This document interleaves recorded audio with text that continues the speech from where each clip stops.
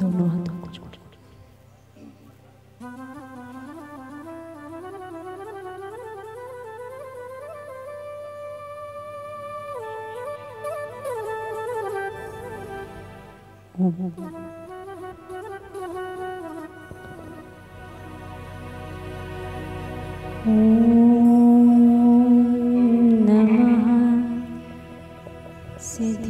सिद्धिभ्यः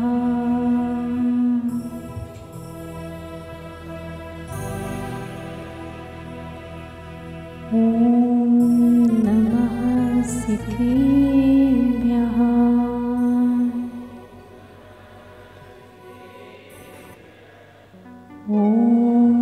नमः सिद्धिभ्यः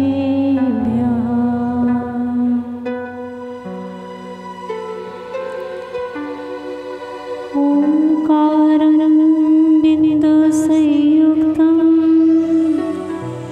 नित्यं ध्यायन्ति योगिनः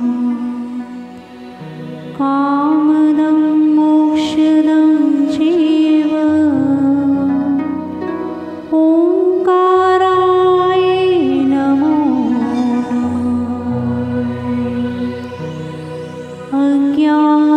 अज्ञानतिमिरान्धस्य ज्ञानाञ्जनशलाकया चक्षुरुन्मीलितं येन तस्मै श्रीगुरुवे नमः। तस्मै श्रीगुरुवे नमः। अनंतानंत सिद्ध परमेष्टि भगवान की आदिम तीर्थंकर देवादेव 1008 ऋषभनाथ भगवान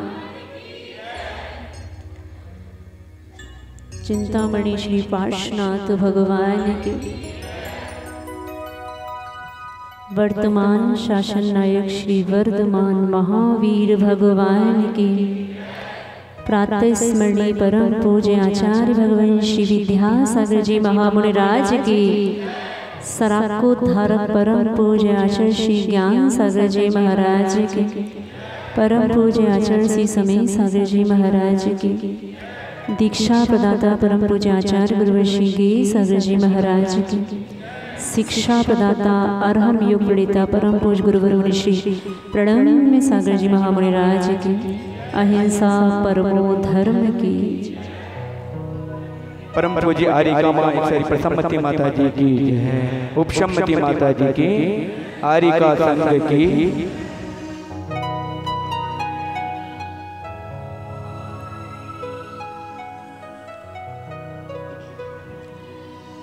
आचार्य ने कहा जीर्ण वर्णम मोसह मिणम अर्थात जिनेंद्र भगवान के वचन औषधि के समान हुआ करते हैं जो आपकी जन्म जरा मरण रूपी सभी बीमारियों को दूर करने में समर्थ होते हैं। संसार में कोई सबसे बड़ी औषधि कही तो उस औषधि का नाम है जिनेंद्र भगवान के अमृतमयी वचन। और ऐसे ये वचनों का सौभाग्य आपको पार्श्वनाथ कथा के माध्यम से सुनने को मिल रहा है, मिलेगा, जिसमें पार्श्वनाथ भगवान के 10 भवों की कथा का वर्णन है। आपने सबने सुना होगा, क्योंकि पार्श्वनाथ भगवान के 10 भवों की कथा का वर्णन हमें लगता है जिसने नहीं सुना वो एक सच्चा जैनी नहीं है।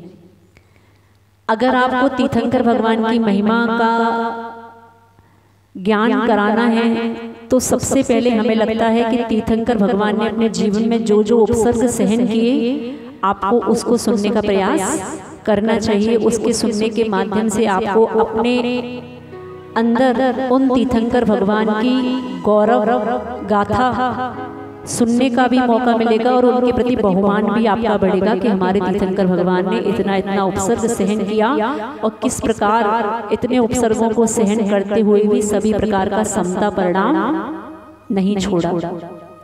तो ये पार्श्वनाथ भगवान के 10 भवों की कथा है। और एक कवि हुए जो बहुत प्रसिद्ध हैं, जिनके आप भजन भी बहुत सुनते होंगे, बहुत सारे भजन भी इनके हैं, 12 भावनाएं भी हैं। भूदरदास आचार्य नहीं, पंडित भूदरदास। हाँ, तो ऐसे पंडित भूदरदास जी द्वारा रचित अनेक भजन भी बहुत सुंदर हैं और 12 भावनाएं, और ये जो पार्श कथा है, ये 12 भावना इसी में से इसकी उत्पत्ति हुई है। आप जब ये पार्श कथा को आगे आगे पढ़ेंगे तो आपको 12 भावना का भी वर्णन इसी पार्श कथा में सुनने का अवसर प्राप्त होगा।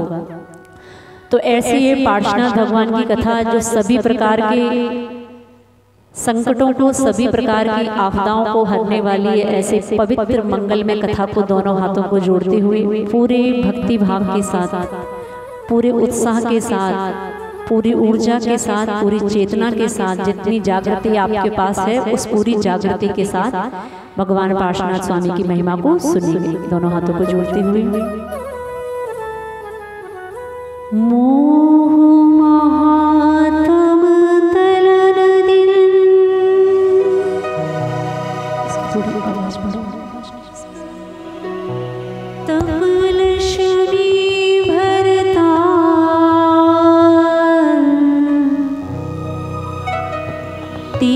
पारस परमेश मुझ हो सुमति दाता,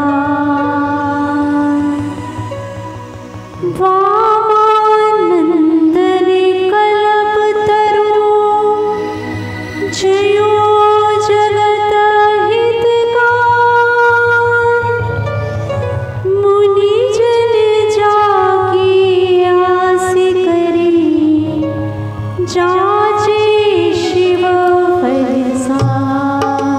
देवऋषि पार्श्वनाथ भगवान की। पारसनाथ जगत हितकारी, हो स्वामी तुम हृदय के धारी। बोलो पारसनाथ जगत हितकारी, हो स्वामी तुम सुख संपत सब ही घर आए, पारस कथा भवि के जो गाए। जय पारसनाथ बोलो, जय जय पारसनाथ, जय पारसनाथ बोलो। ओ बामा के लाल बोलो, जय जय पारसनाथ, बामा के लाल जय बोलो पारसनाथ, ओ जय पारसनाथ बोलो, जय जय पारसनाथ। पारसनाथ बोलो जय पारसनाथ।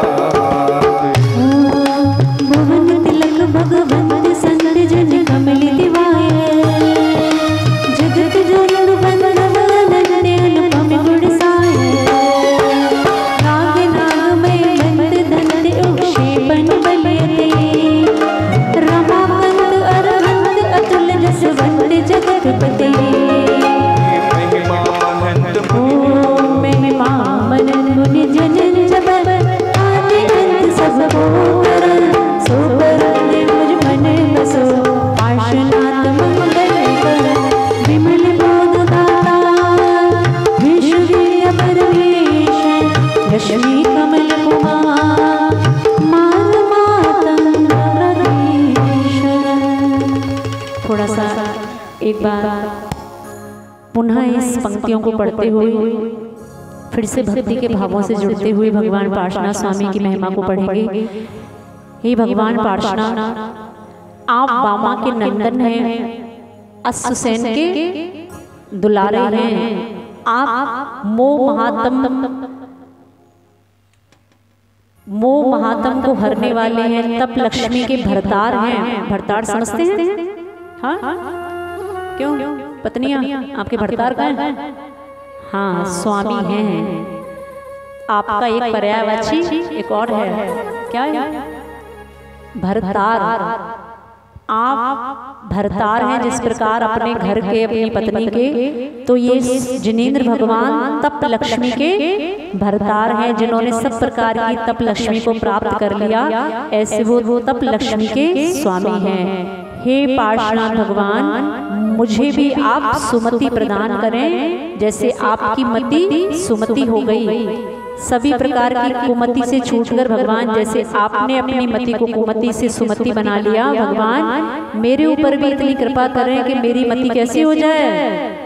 भगवान बस इसी भावना के साथ आज मैं आपकी भक्ति कर रहा हूँ कि अनादिकाल से जो मेरी मिथ्या बुद्धि पड़ी हुई है वो आज इस पाठ कथा के माध्यम से और पूरे चतुर्मास में पाठ कथा के वाचन के श्रवण करने से मेरी मति सुमति हो जाए।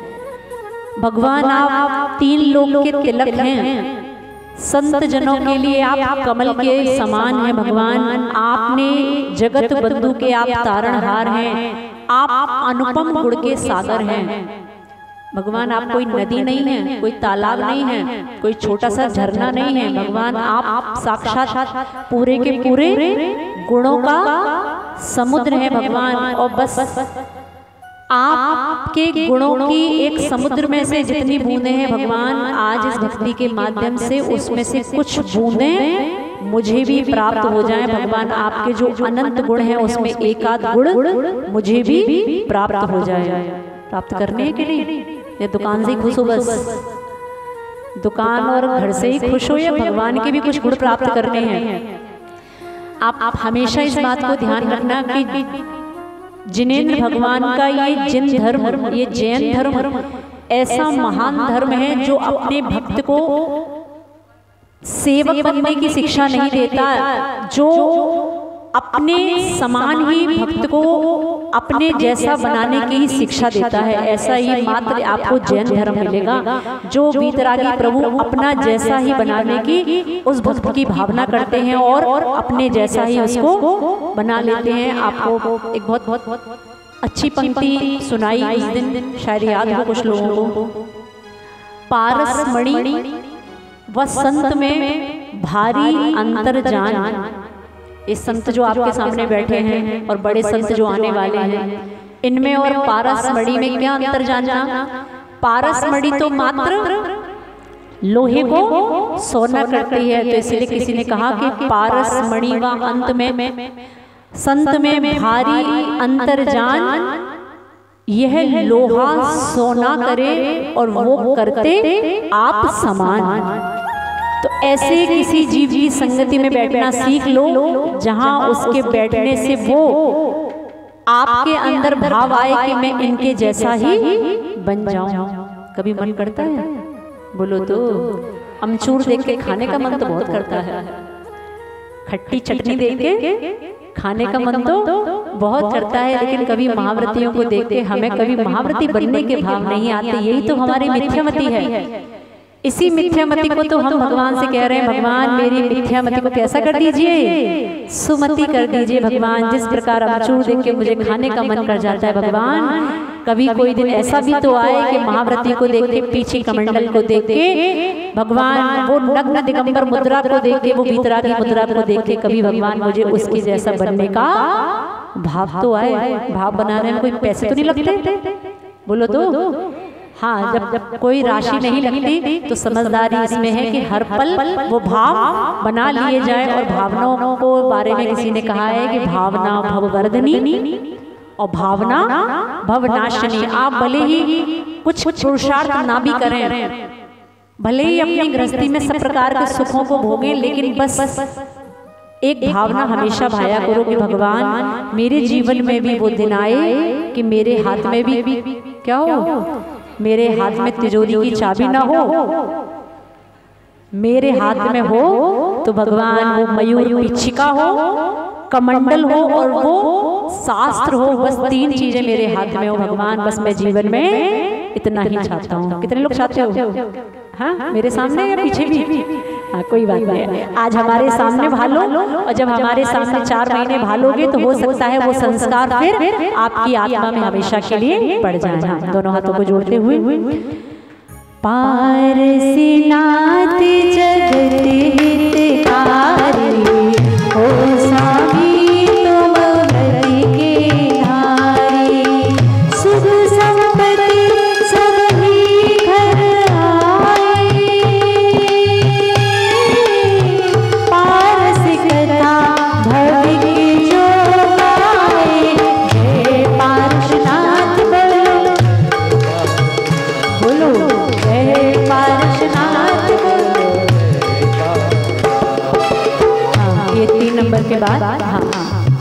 नंबर काव्य के बाद विमल बोध दाता विश्वविद्या परमेश्वर लक्ष्मी कमल कुमार मार मातंग मृगेश मुख मयंक अवलोक रंग रजनी पतिला जय नाम मंत्र पर पाप पन्नक डर बाजे जय अस से कुल चंद्र जन चक्र शक्ति पूजते चरण ताको पाभव जल दे तुम तरन। हे भगवान, आपके मुख मयंक अवलोकी, आपका मुख किसके समान है? चंद्रमा के समान है, मयंक के समान है। और आप भगवान विश्व की सभी विद्याओं के परमेश्वर हैं। सभी प्रकार का ज्ञान, सभी प्रकार की विद्याएं भगवान आपके अंदर समाहित हैं। आप लक्ष्मी कमल कुमार हैं। आपने मार मृतंग मरेसर भगवान, आपने उस मार रूपे मातंग को नष्ट कर दिया है। जय अश्वसेन भगवान, आप अश्वसेन के कुल के चंद्र हैं। आपका बच्चा, आपके घर की बेटी आपके घर का गौरव बढ़ाता है और बढ़ाती है। लेकिन एक बहुत अच्छी बात जो आप सीख सकते हैं, आज घरों में आप देखते हैं कि छोटा परिवार सुखी परिवार की सूक्ति आपने अपना रखी है, सरकार द्वारा दी गई। बोलो तो छोटा परिवार और बड़ा परिवार दुखी परिवार, ऐसी आपकी मानसिकता में बन गया। हमें लगता है कोई भी बात अगर किसी रूप में समझाई जाती है तो उसमें आपको अनेकांत धर्म इसमें भी लगाना। कौन सा धर्म? अनेकांत धर्म ये इतनी अच्छी व्यवस्था है कि जहाँ जहाँ आप अनेकांत धर्म की व्यवस्था को लगा लोगे वहाँ सभी प्रकार के विवाद सुलझ जाएंगे और सभी प्रकार के आपको प्रश्नों के उत्तर भी मिल जाएंगे। अब ये अनेकांत धर्म सिखाता है बेटा, सरकार ने बहुत सिखा दिया कि छोटा परिवार सुखी परिवार, लेकिन किसके लिए सिखा दिया? जिसका परिवार बहुत बड़ा था। किसके लिए सिखाया? जिसकी जनसंख्या जिसकी इतनी ज्यादा होती जा रही है, जिस धर्म की उसकी संभाली नहीं जा रही, उसके लिए कहा कि बेटा छोटा परिवार। किसने कहा? सरकार ने कहा। जैन धर्म का श्रावक उसने सबसे पहले अप्लाई किया। सरकार ने कहा था छोटा परिवार, वो पहले से 2 थे, अब 1 रह गया। हो रहा है कि नहीं ऐसा? जिसको सुनना था उसने तो सुना नहीं, उसकी जनसंख्या तो वैसे मेंटेन है। हमारी जनसंख्या जैन धर्म वैसे भी अल्पसंख्यक था। आपने इस बात को मान के, अरे सरकार ने कहा है 2 करना है, क्या एक सूक्ति एक किनारा और भी चलता है ना, बच्चे 2 ही अच्छे। क्या हम दो, हमारे तो पुराना हो गया। हाँ, बच्चे 2 ही अच्छे। हाँ, ऐसा है, बच्चे 2 ही अच्छे। तो बच्चे 2 ही अच्छे, ये आप खुद इस बात का सोचने का प्रयास करें। देखो, मात्र पाठ कथा के माध्यम से पार्श्वनाथ भगवान की महिमा को तो सुनना ही है, लेकिन साथ साथ हमने जो गलत भ्रांतियां अपने मन में पाल रखी हैं, उन भ्रांतियों को भी दूर करना है। सरकार को इसलिए कहना पड़ा, जब एक घर में अन्य समाजों में, अन्य धर्मों में जब 10-10, 12-12, 15-15 देखे, तब कहना पड़ा बेटा छोटा परिवार सुखी परिवार, ज्यादा जनसंख्या बढ़ा के टेंशन मत दो। लेकिन अप्लाई कर किसने लिया? अप्लाई कर लिया जो पहले से कम था, उसने अप्लाई कर लिया कि कम करो भैया, सरकार कह रही है 2 बच्चे। सरकार की और कोई बात नहीं मानेंगे। कूड़ा डस्टबिन में फेंको, ये बात नहीं माननी। अपने शहर को स्वच्छ बनाओ, ये बात नहीं माननी। हमें कौन सी बात माननी है? जो हमारे काम की हो।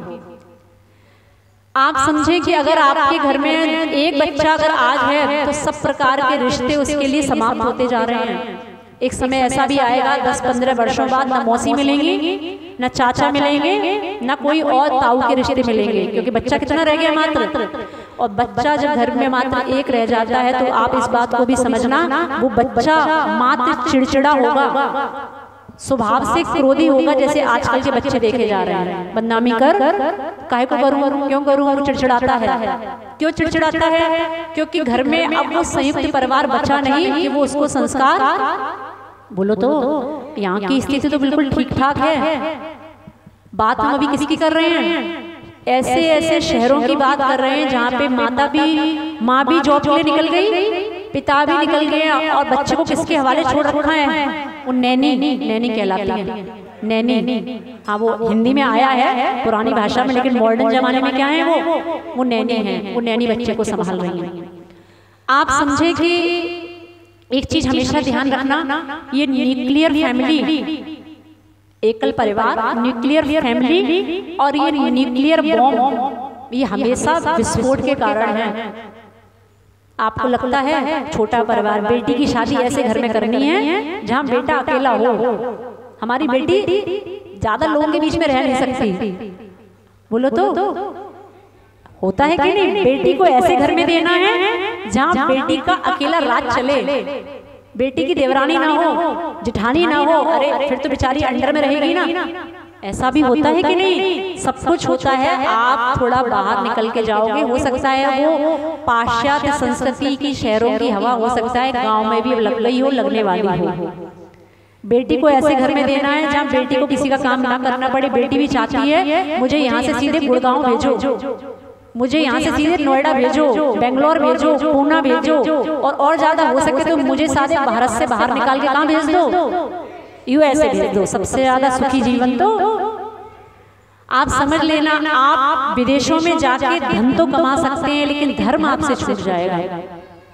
और ये मनुष्य पर्याय अगर मिली है तो वो धन के अर्जन के लिए नहीं मिली। ये मनुष्य पर्याय जो आपको मिली है वो धर्म के अर्जन के लिए मिली, और वो धर्म का अर्जन मात्र हो सकता है तो कहाँ? मात्र इसी भारत देश में हो सकता है, जहाँ आपको दिगंबर मुनियों के चरण हमेशा ही उपलब्ध रहते हैं, उपस्थित रहते हैं।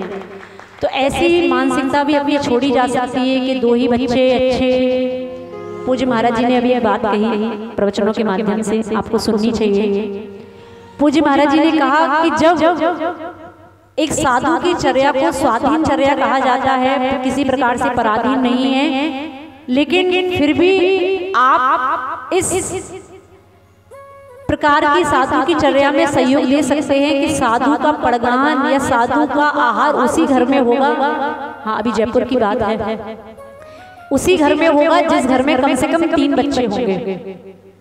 हाँ, ऐसी भी साधु को शर्तें रखनी पड़ती हैं कि तुम कैसे भी करके सुधरो तो तुम्हारी मानसिकता में बन गया कि 2 ही अच्छे, और धीरे धीरे आगे आने वाली पीढ़ी में कितने अच्छे, वो एक ही अच्छा, चाहे बेटा हो चाहे बेटी हो, सब एक है, बस एक पर्याप्त है।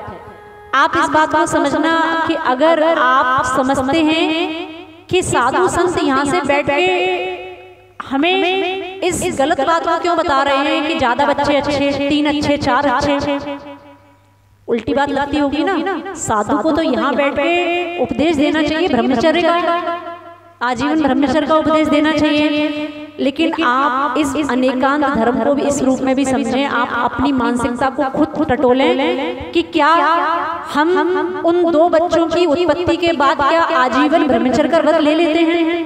बोलो तो फिर आपके माध्यम से अगर जैन धर्म की संस्कृति आगे नहीं बढ़ रही है तो इसमें भी दोषी आप हैं कि आपके माध्यम से वो जैन धर्म की संस्कृति आगे नहीं बढ़ पाई। एक सर्वे हुआ था कि जिस समय पता लगा था आज जैनों की संख्या कितनी है पता है कुछ? बस 50-45 के अंदर सिमट गई है ये जनसंख्या। एक समय सर्वे की रिपोर्ट ऐसा भी आया जब अकबर का काल हुआ था ये जनसंख्या 50 करोड़ थी, आज समिट में 50 लाख हो गई। किस कारण से? बोलो तो इसी कारण से कि हम बहुत अच्छे साफ सुथरे इंसान हैं, हमारे मात्र 2 संतान हैं।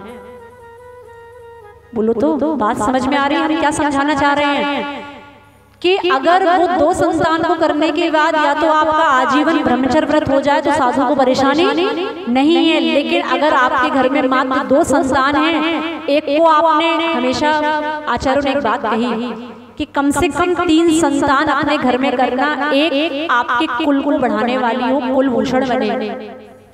एक संतान अगर हिम्मत है, ये सीना आपका 56 इंच का है तो एक संतान भारत देश को दे देना, एक को देश भूषण बना देना। समझ में आ रहा है? एक को देश भूषण बना देना, एक से अपना कुल चलाना, अपनी संस्कृति चलाना, अपना परिवार चलाना, वो कुल भूषण हो जाएगा। और एक किसके लिए समर्पित कर देना? एक को धर्म भूषण बना देना, एक धर्म के लिए समर्पित कर देना। तो कम से कम कितनी संतान बोलो तो? कम से कम 3 संतान। और पूज्य महाराज जी ने जब इस बात को रखा तो महाराज जी ने कहा कि देखो, मुझे लगता है कि सरकार की बात तो तुम्हें तुरंत समझ में आ गई, लेकिन हो सकता है और होता ही है कि साधु की बात आपको समझने में 40 से 50 वर्ष लग जाए। और हो सकता है कुछ लोगों को तो समझ में आए भी ना, क्योंकि माता जी क्या बताएं, पढ़ाई इतनी महंगी है, पढ़ाई इतनी महंगी है। जिस समय ये सोचो कि सब कुछ महंगा है, उस समय मात्र मैना सुंदरी को याद कर लेना बस। सब प्रश्नों के समाधान आपको मैना सुंदरी की कहानी से मिल जाएंगे। जिस समय मैना सुंदरी के पिता ने उससे कहा, तब मैना सुंदरी ने उत्तर क्या दिया?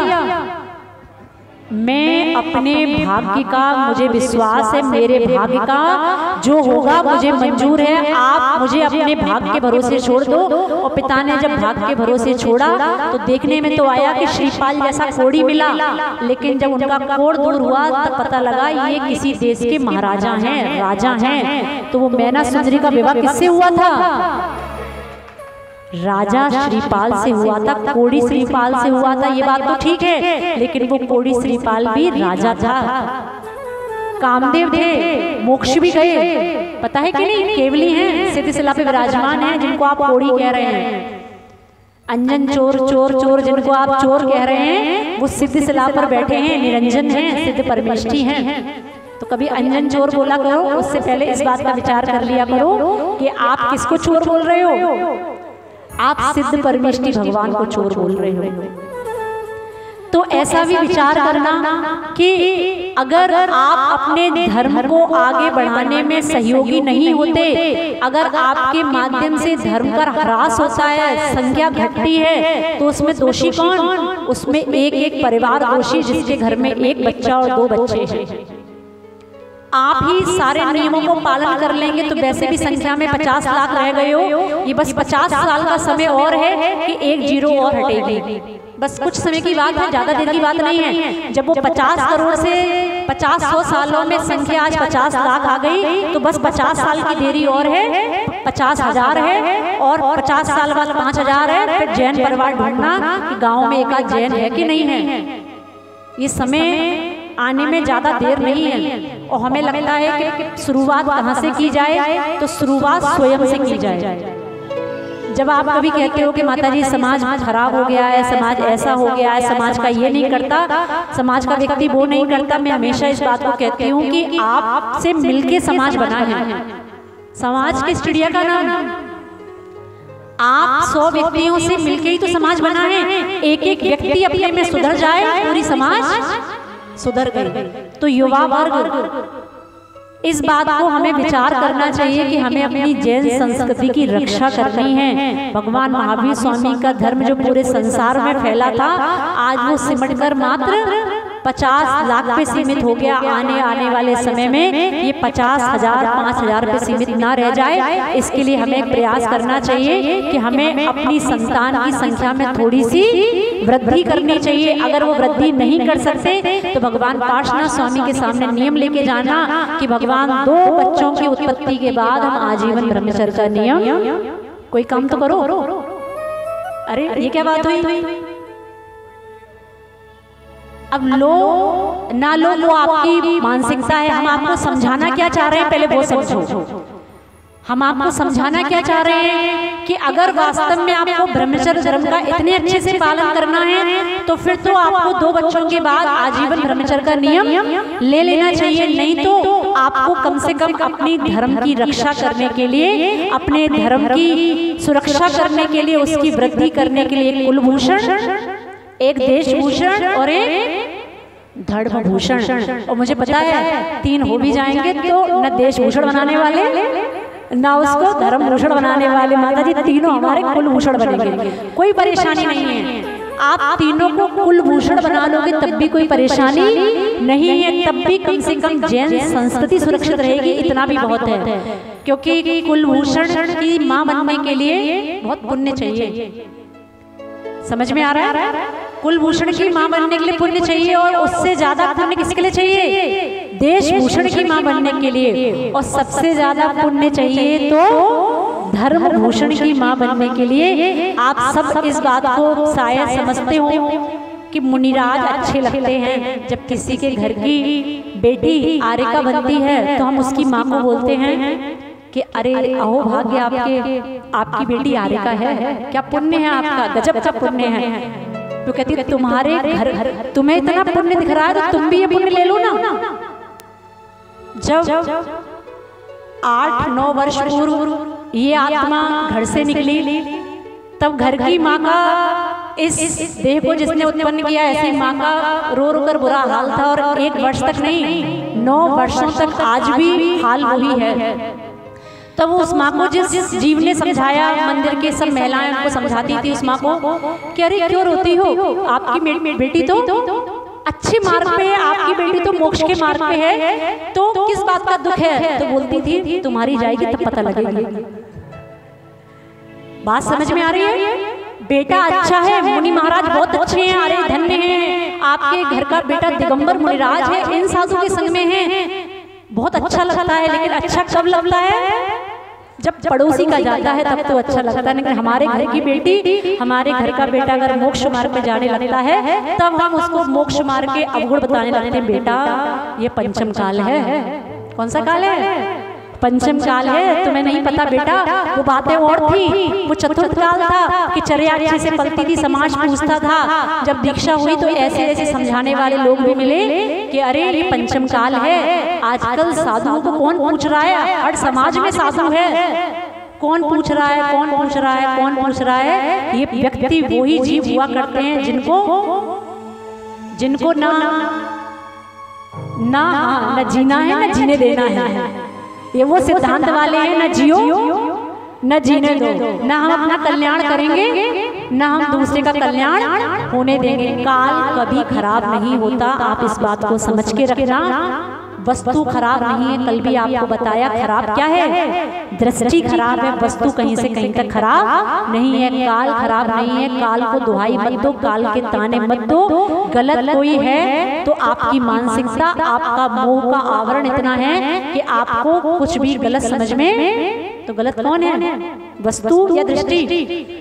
दृष्टि गलत है, और जिस दिन दृष्टि को सुधार लोगे उस दिन आपकी सृष्टि भी सुधर जाएगी। तो इस पार्श्वनाथ भगवान की कथा के माध्यम से इतनी भावना भी बहानी कि भगवान हमारे घर में कम से कम बोलो तो। अब ये भी हमें बोलना है क्या? अपनी बातें तो अपने मुख से बोलो। आपके घर में आप खुद जानते होंगे कि आपके घर में जो दादाजी या दादी अम्मा हैं, 7 बहनें हैं, 5 भाई हैं, एक घर में 10-10, 12-12 संतान थी कि नहीं थी? सब अपने पुण्य से पले के नहीं पले? आज के माता पिताओं को तो ऐसा लगता है जितना इसको खिला रहा हूँ, जितना इसको पिला रहा हूँ, सब मेरे पुण्य का है। तुम्हारे पुण्य का कैसे हो गया? वो बच्चा अपना पुण्य साथ लेके आया है। बात समझ में आ रही है कि नहीं? तो ऐसे जब अपने दादा दादी को देखो, जब अपनी बुआ की संख्या देखना कि 7-7 बुआ, 7-7 ताऊ, चाचा 7-7, तब समझना कि भगवान इन्होंने तो धर्म की बहुत वृद्धि करी और हम क्या कर रहे हैं? धर्म का सत्यानाश। मंदिर में 4 पूजन करने से धर्म नहीं हो रहा है, मंदिर में विधान करने से धर्म की उत्पत्ति या धर्म की वृद्धि नहीं हो रही है। धर्म की वृद्धि का पहला कोई माध्यम है तो वो आपका घर है। समझ में आ रहा है? धर्म कहाँ से होता है? शुरुआत कहाँ से होती है? धर्म की शुरुआत आपसे ही होती है, आपके परिवार के अंदर से ही होती है। अगर आपके घर में एक आध बच्चा सिमट के रह जाएगा तो यहाँ 6 घंटे का क्या 24 घंटे का विधान भी कर लोगे, तब भी कोई धर्म में वृद्धि होने वाली नहीं है। तो धर्म की वृद्धि कहाँ से होगी? बोलो तो घर से होगी। और घर में कौन रहता है? क्यों? युवा वर्ग। घर में कौन रहता है? तो इस मानसिकता को छोड़ देना कि माता जी हमारा स्टैंडर्ड डाउन हो जाएगा, कोई क्या कहेगा बताओ। 2025 के होके घर में 4 बच्चे हैं, ये भी तो स्टैंडर्ड वाली बात लगती है हमें, ऐसा लगता है। नहीं होती क्या? स्टैंडर्ड डाउन होता है। 2 बच्चे हो तो ये पढ़ा लिखा व्यक्ति है, और 4 बच्चे हो तो ऐसी मानसिकता भी है कि नहीं है? जब कोई व्यक्ति बोले अरे इतने पढ़े लिखे हो 4 बच्चे, उससे कहना हाँ क्योंकि मैं भगवान महावीर स्वामी के कुल में उत्पन्न हुआ हूँ। उत्तर देना सीखो युवा वर्ग। जब कोई बोले 4 बच्चे हैं, इतने पढ़े लिखे होने के बाद 4 बच्चे हैं, तो बोलना हाँ मैं पढ़ा लिखा हूँ, मैंने भगवान महावीर स्वामी के ग्रंथों को पढ़ा है और मेरी जिम्मेदारी है कि मैं भगवान महावीर स्वामी के उस धर्म को जीवित रखूंगा, बचा के रखूंगा, इसलिए मेरे 4 बच्चे हैं। बोल पाओगे कि नहीं? अरे बोलने के लिए भी तो अपन को पहले जानकारी होनी चाहिए कि हमें बोलना क्या है। जब कोई बोले 4 बच्चे हैं तो उसको बोलना हाँ 4 बच्चे इसीलिए हैं क्योंकि हमें भगवान महावीर स्वामी के धर्म की कितने लोग रक्षा कर पाएंगे? युवा वर्ग बहुत हिम्मत चाहिए, बहुत। हाँ, सरकारी नौकरी 4 बच्चों पर, तो सरकारी नौकरी करके सरकार की गुलामी क्यों करनी? अरे सरकारी नौकरी करके सरकार की गुलामी क्यों करनी? अगर आप देखोगे तो आचार्य ने कहा, सुनो इस प्रश्न का उत्तर भी सुनते चलो। ग्रंथों में आया कि उत्कृष्ट खेती, मध्यम व्यापार और जघन्य चाकरी। अब बताओ, फिर से सुनो, उत्कृष्ट खेती, मध्यम व्यापार और जघन्य चाकरी। मतलब जैन धर्म में उत्पन्न होकर सबको जघन्य काम करने हैं, चाकरी करनी है। आप उत्कृष्ट नहीं कर सकते, खेती नहीं कर सकते। आदिनाथ भगवान ने भी खेती करने की शिक्षा दी, तो उत्कृष्ट क्या बताया? खेती। लेकिन ठीक है, जमीन इतनी नहीं है, समय इतना नहीं निकाल पाते, तो मध्यम क्या कर लो, बस तीसरे तक पहुंचना क्यों है? हाँ, वो फैशन में तो जो कुछ है सो है, फैशन के नाम पे सब बदनाम है, क्या कर सकते हैं। सब जितना भी ह्रास हो रहा है वो सब फैशन के नाम पे ही तो हो रहा है। तो आपको मात्र इस पाठ कथा से इतनी बात सीखनी कि हे पार्श्वनाथ स्वामी, मैं आपके इस जैन धर्म की रक्षा करता हूँ, बस मुझे और जीवन में कुछ नहीं चाहिए। आचार्य जी हमेशा कहते कि जब साधु वर्ग उनसे पूछता आचार्य धर्म की प्रभावना हमें कैसे करनी, तो आचार्य कहते थे हमेशा कि अप्रभावना से बचना ही प्रभावना है। कोई साधु समाज में जाए, अप्रभावना कैसे करे, तो आचार्य ने क्या उत्तर दिया? तुम अप्रभावना से बचे रहो, तुम्हारी प्रभावना हो जाएगी। बड़े बड़े कार्यक्रम कराने का नाम प्रभावना नहीं है। तुम अपनी अच्छी चर्या करो, तुम सब प्रकार के शिथिलाचार से बचे रहो, नियम से तुम्हारी क्या हो जाएगी? प्रभावना हो जाएगी। तो हम धर्म के लिए कम से कम क्या कर लें? अप्रभावना ना करें, और हर प्रकार से जितना भी संभव हो सके, जब एक साधु अपनी पूरी जान झोंक के, शक्ति पूरी झोंक के इस भगवान महावीर स्वामी के मार्ग पर चल रहा है, तो आपको भी इतनी भावना रखनी जैसे एक साधु अपने प्राणों को लगा के मोक्ष मार्ग पर चलता है, ऐसे हम सभी श्रावक भी क्या कर सके, कम से कम अपने जैन धर्म की रक्षा तो कर सके। इतना भी कर लिया तो समझना मेरा जैन कुल में जन्म लेना सार्थक हो गया। तो 2 बातें समझ में आ गई, या तो ब्रह्मचर्य का नियम, या तो परिवार में कम से कम 3-4 संतान की उत्पत्ति। अब आपके हाथ में है, आपको कौन सा वाला मार्ग अच्छा लग रहा है, ब्रह्मचर्य का या फिर कम से कम 3 बच्चों के घर में माता पिता कहलाने का सौभाग्य प्राप्त करने का। ठीक है ना? अब तीसरा नहीं ढूंढना। अब जो तीसरा वाले पे आप चल रहे हो, बस वो ही भगवान से मांगना है कि भगवान मैं जो पहले और दूसरे को छोड़ के जो तीसरे पे चल रहा हूँ, बस उस कुमति से मुझे बचा के भगवान क्या दे दो? बोलो तो सुमति दे दो। दोनों हाथ जोड़ो और भगवान से एक बार फिर से उनकी भक्ति करते हुए सुमति मांगेंगे। पारसनाथ जगत हितकारी हो स्वामी, तुम व्रत के धारे, सुख संपत्ति सबही घर आवे, पारसिकता भविक जो गावे। जय पारसनाथ बोलो अच्छे से। पारसनाथ बस होई विषम विषधर नहीं डंके भूत प्रेत वे काल व्याधि व्याधि मन संगे ताते ताते अगल चोर उपजावे रोग सो सब दाई पसंदे नहीं आवे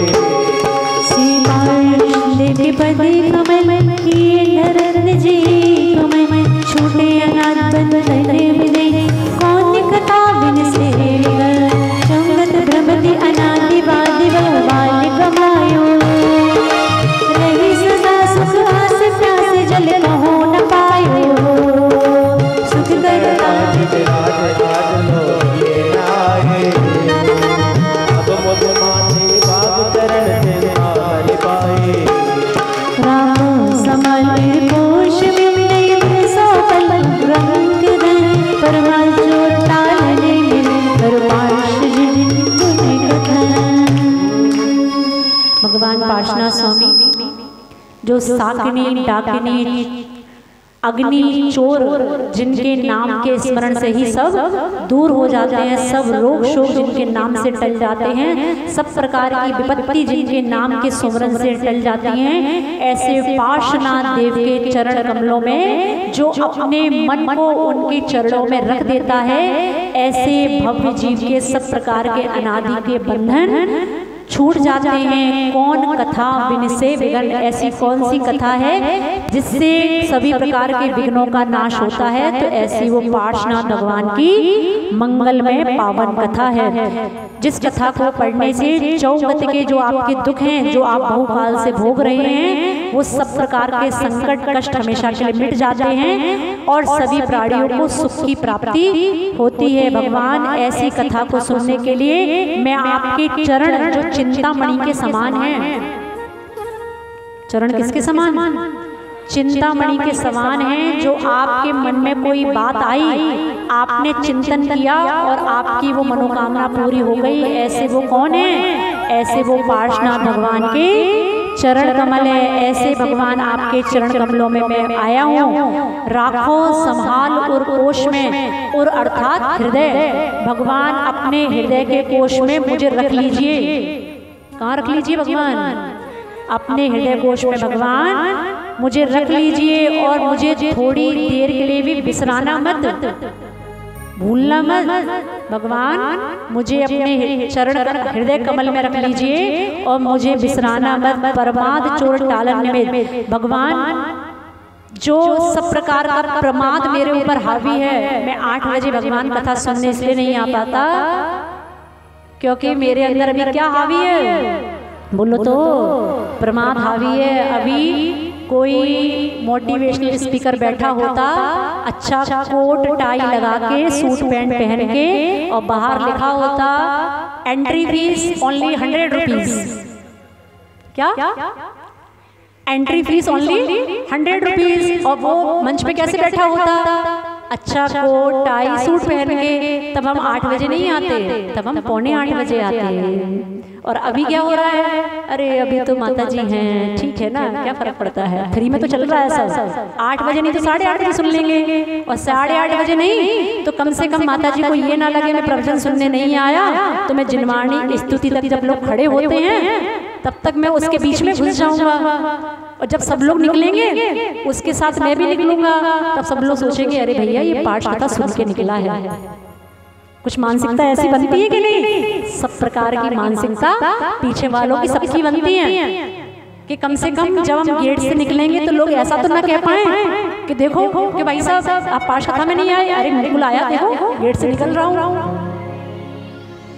तो यही तो कह रहे हैं भगवान, प्रमाद चोर टलन, मेरा सब प्रकार का प्रमाद, सब प्रकार के बहाने यहाँ आके टल जाए और मैं उस महाव्रती की, उस साधु की कीमत समझकर समय से प्रवचनों में उपस्थित हो जाऊं। भगवान से इतना भी मांग लोगे तब भी बहुत है। करो पार्श जिन गुण कथन, ऐसे पार्श्वनाथ भगवान के गुणों का कथन करने के लिए इस पार्श कथा का प्रारंभ होता है। अभी थोड़ी सी भूमिका और बनेगी, उसके पश्चात पार्श्वनाथ भगवान के 10 भवों की कथा शुरू होगी। एक बार 24 भगवान को नमस्कार और करते हुए फिर इस कथा को आगे बढ़ाएंगे। बंदो तीर्थंकर 24 बंदो से बसे जगसी बंदो आचार्य जीव जाय बंदो परम साधु के पाए।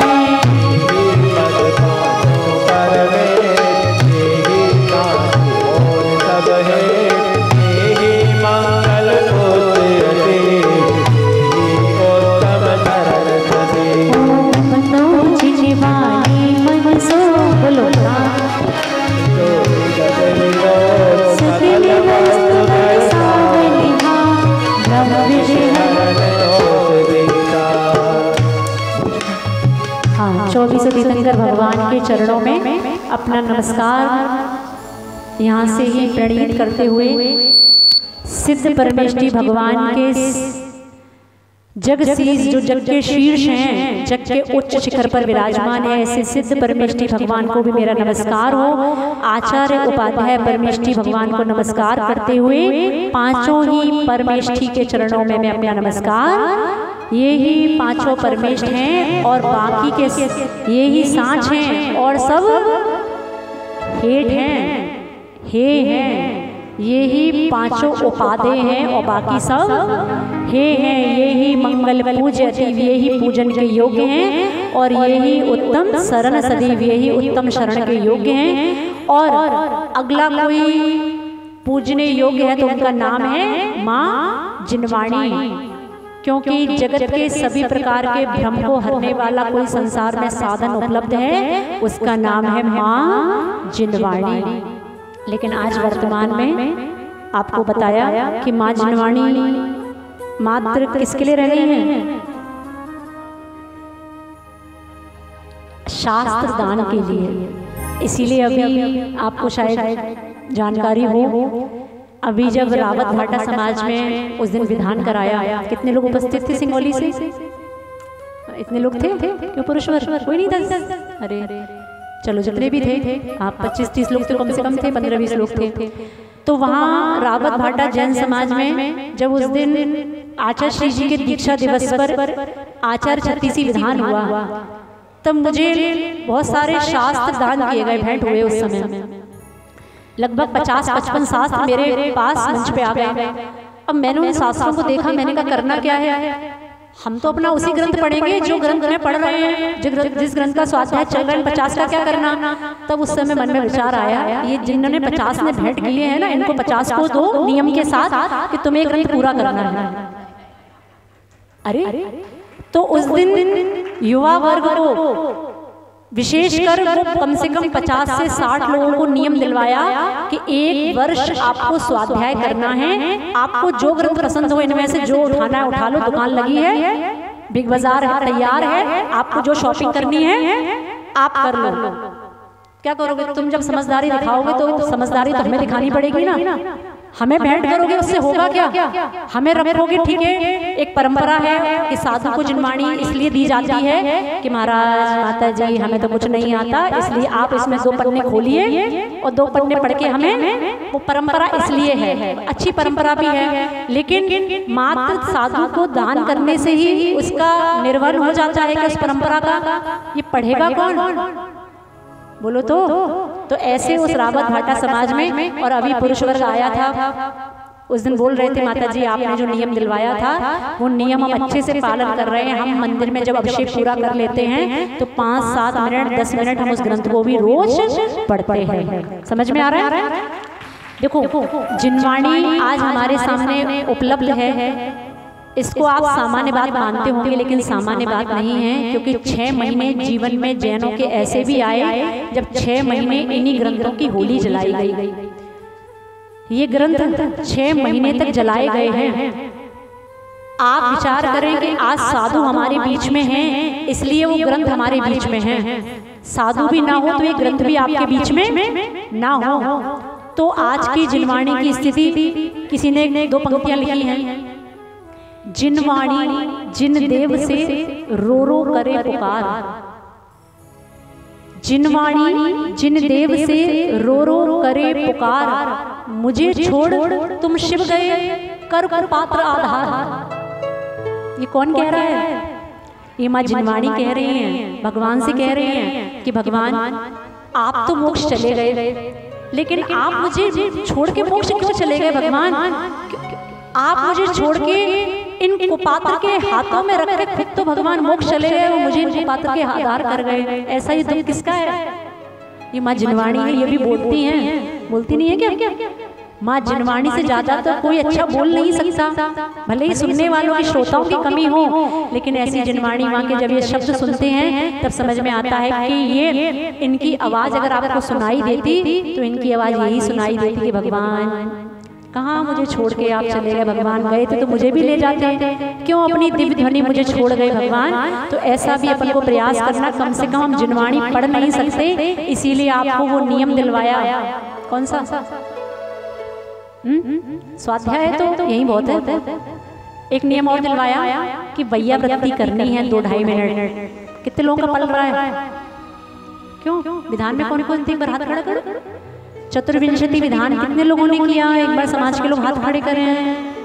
क्यों? बहुत थे ना उस दिन तो। फिर ये कहाँ है? विधान कितने लोगों ने किया? अच्छा, कितने लोगों का नियम चल रहा है? जितने लोगों ने विधान लिया था सबका चल रहा है? अच्छा, पीछे के जो पुरुष बैठे हैं, देखो मंदिर किसका है? जिनेंद्र भगवान का, आपका नहीं। यही तो मिथ्या भ्रांति है, ये तो सुधारना है। हाँ, वेदियों पे लिखे होते पुण्यार्जन पुण्यार्जन। जब हम किसी समाज में पहुंचे चतुर्मास के लिए तो बोलते हैं माता जी ये वेदी, हाँ बिजो क्या, हाँ मतलब वहाँ गोत्र चलते अपने अपने अलग अलग, ये मजनिया परिवार की है माता जी, ये बाजा परिवार की है। हमने कहा वेदी बाजा परिवार की है कि मल्लीनाथ भगवान की, उनकी सुब्रतनाथ भगवान की है ना? तो मंदिर किसका है? जिनेंद्र भगवान का। मंदिर को बनाया किसने? अब बोल, अब डरने वाली बात नहीं है, बनाया है, ठीक है? तो मंदिर जिनेंद्र भगवान का है, लेकिन उसको पूरे चाव के साथ, मनोयोग के साथ बनाया किसने? अब इसकी सुरक्षा की, सफाई की जिम्मेदारी किसके हाथ में? पीछे बोलो, हमारे हाथ में। बोलो तो ऐसे थोड़ी ना, पीछे वालों हिंदी बोल रहे। अच्छा, मारवाड़ी समझ में आती है क्या? मंदिर अगर हमने बहुत उत्साह के साथ बनवाया तो हमें जीवन में एक नियम प्रत्येक जैन श्रावक को लेना चाहिए कि हम जब भी मंदिर से निकलेंगे मंदिर की 2 मिनट की सफाई करके जाएंगे। उस दिन भी हमने आपको बताया कि घर के 2 नंबर को साफ करने में ग्लानि नहीं आती, संकोच नहीं करना पड़ता। तो यहाँ पे जो साक्षात जो जिनालय विराजमान है, जिनेंद्र भगवान विराजमान है, जिसको आप जिनायतन कहते हैं, नव देवता कहते हैं, ऐसे मंदिर को साफ करने में कोई परेशानी नहीं? पीछे बोलो नहीं। तो आप जब भी मंदिर से निकले, जहाँ भी आपको अव्यवस्था दिखाई दे, ये मंदिर आपका ही द्वारा बनाया गया है, इसकी रक्षा की जिम्मेदारी माली की नहीं है, नौकर की नहीं है, उसके बागवान की नहीं है। इसका बागवान, इसका माली तो आप स्वयं हैं। अपने आप को माली कहने में कोई संकोच? कितने लोगों को संकोच है? नहीं है ना? अपने आप को सेवक कहने में संकोच? क्यों सेठानी हो? नहीं है ना? तो आप सबको इतना प्रयास करना चाहिए कि जब भी हम मंदिर से निकलें तब हम जिनवाणी की वैयावृत्ति करते हुए निकलें, और जिनवाणी की वैयावृत्ति करते हुए निकलेंगे तब वास्तव में भगवान महावीर स्वामी की ये देशना हमारे मंदिर में सुरक्षित रहेगी। नहीं तो इनकी अभिनय अगर होती है तो समझना साक्षात किसकी अभिनय हो रही है?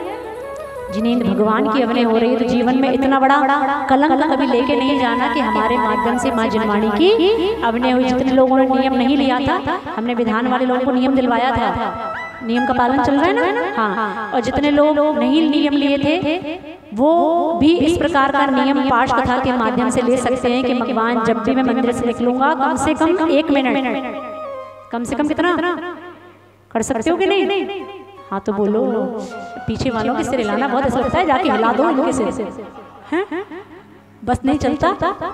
हाँ तो थोड़ा सा इतना प्रयास भी करना चाहिए कि भगवान आप तो मोक्ष चले गए, लेकिन भगवान आप तो मोक्ष जाने के बाद माँ जिनवाणी हमारे सामने हैं। तो भगवान माँ जिनवाणी की वैयावृत्ति करते हुए, गुरु की वैयावृत्ति करते हुए हम अपने जीवन को सार्थक करें, सफल करें, ऐसी भावना के साथ पार्श्वनाथ भगवान की ओम अरहम ओम अरहम ओम अरहम बोल।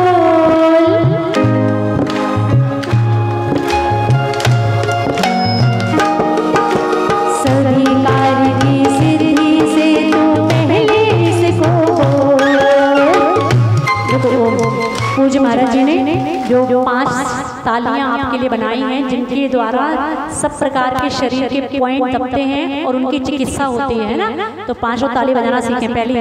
यहाँ से हाँ, महाराज जी की ताली बदल गई है ना, उन्नई वाली भी सीखनी है। ये पॉइंट मिलाओ, उंगलियों के टॉप जो है ना, जो नाखून के नीचे, इनको टॉप को मिलाना है, बस इतना है ना। आवाज नहीं आएगी, बिना आवाज वाली ताली है। ओम अरहम ओम अरहम। अच्छा, जितनी जोर से करोगे, जितनी इसमें दर्द होगा, उतने दर्द अंदर से बाहर निकलेंगे। हाँ, ओम अरहम ओम अरहम। सभी कार्य की सिद्धि से तो पहले इसको बोलो, तो इसको करते रहो। ओम अरहम ओम अरहम ओम अरहम बोल। ओम अरहम ओम अरहम बोल। कार्य की सिद्धि से पहले इसको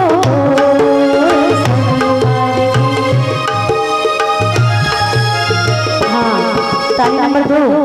हाँ, ताली नंबर 2। ये जो आपके जो पॉइंट हैं ऊपर वाले माउंटेन हैं, उनको मिलाओ।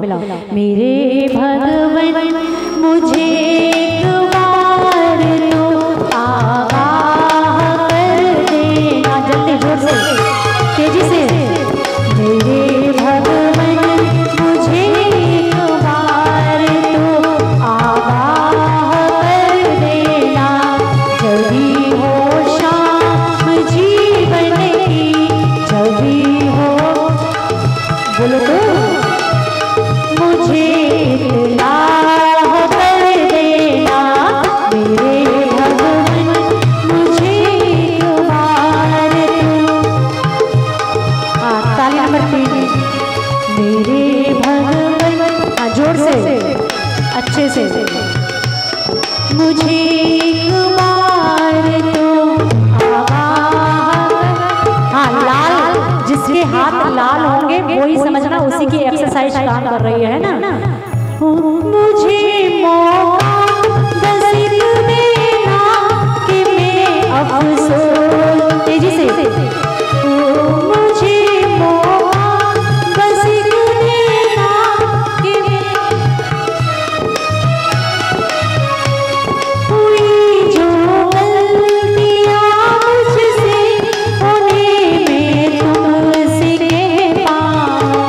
हुई जो बोलो बोलो मुझसे, उन्हें मैं तुमसे कह पाऊं। मेरी आँखों में आंसू हो पश्चाताप अपने पर, मेरी आँखों में हो आंसू हो पश्चाताप अपने पर। मैं अपनी, हाँ ये मिलाओ इसको, मैं अपनी मान लूं गलती, चला सदराह पर देना। मैं अपनी मान लूं गलती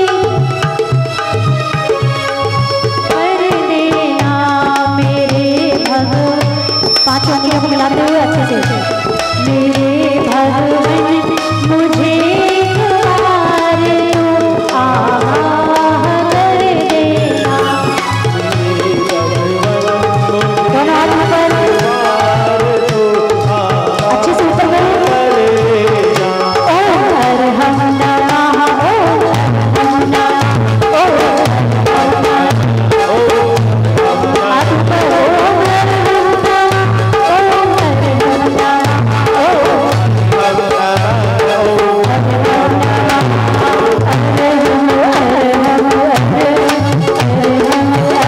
अच्छे से झूमते हुए, अच्छे से झूमते हुए, अच्छे से झूमते हुए। हाँ, अपने पूरे शरीर को मिलाओ। ओ अरहम अरहम अरहम अरहम, ओ अरहम नमः।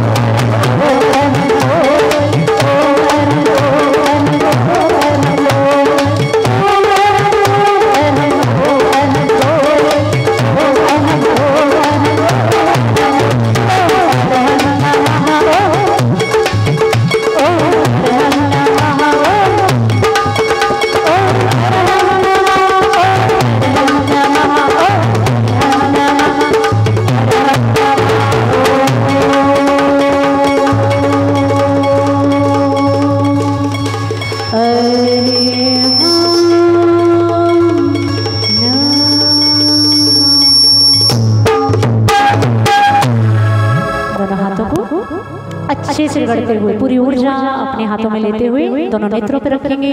ओम अरहम परम शांति। 3 बार इस प्रक्रिया को करें। ओम अरहम परम शांति। ओम अरहम परम शांति। जब बोलिए अरहम योग प्रणेता परम पूज गुरुवर वरिष्ठ प्रणम्य सागर जी महाराज की जयकारा गुरुदेव का। श्री